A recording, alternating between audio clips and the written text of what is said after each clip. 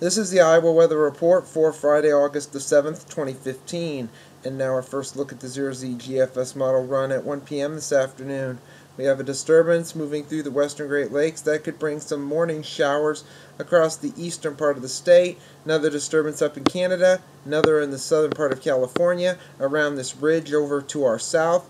You can see here some monsoonal flow continuing over the southwest, some air mass afternoon pop-up thunderstorms in the south and east, and the early day stuff in this area. Highs today mainly in the 70s to lower 80s across the area.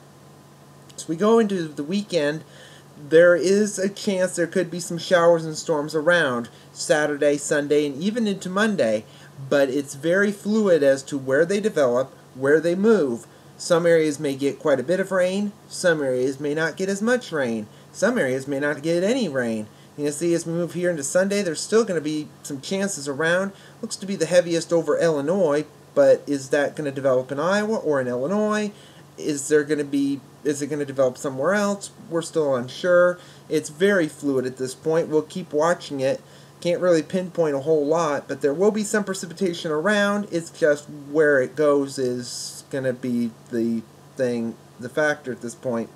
But what we kind of have a good feeling about is here, starting on Tuesday, or late Monday into Tuesday and even into Wednesday, it will dry out or stay dry in some cases.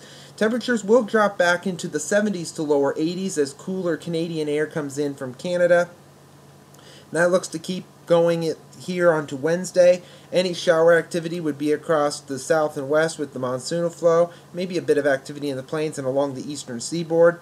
And then on Thursday, temperatures begin to slowly warm up as winds turn around to the south and west ahead of a system that's going to be trying to organize to our north and west, and that might come in late in the week. And as you'll see here, when we move into next Friday, there's the disturbance just moving across the southern part of Canada around this ridge over the south and west. It's kind of moving all the storms to our north, but we're still on the northeastern periphery of this ridge that we should see or could see storms kind of diving in from the north and west.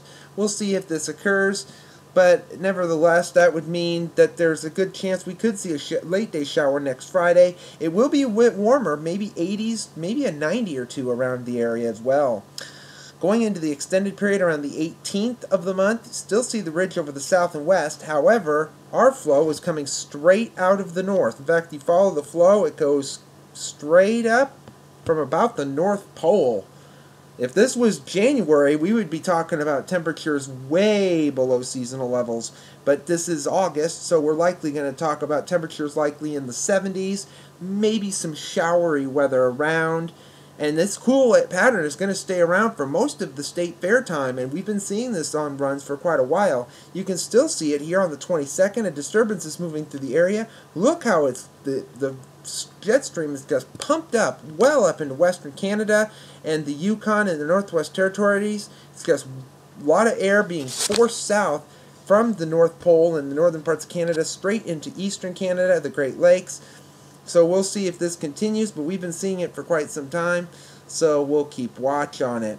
Satellite image from last evening. This is the up in the north central part of the country. You can see these clouds that I circled here with the arrow. These are fast-moving clouds moving across the plains and into the state. Complex of storms over Minnesota and Wisconsin, and those are slowly decaying. Watch warning map from last evening. Heat issues across the south once again, some excessive heat watches, warnings, and heat advisories, some flash flood issues in the southwest and Nebraska, and some red flag warnings out around San Francisco. The QPF chart, precipitation over the next 5 days through Tuesday evening at 7 o'clock, shows rainfall amounts could range anywhere between maybe a quarter of an inch to maybe upwards of 1 inch plus, but it's going to be very tricky as to where that will fall.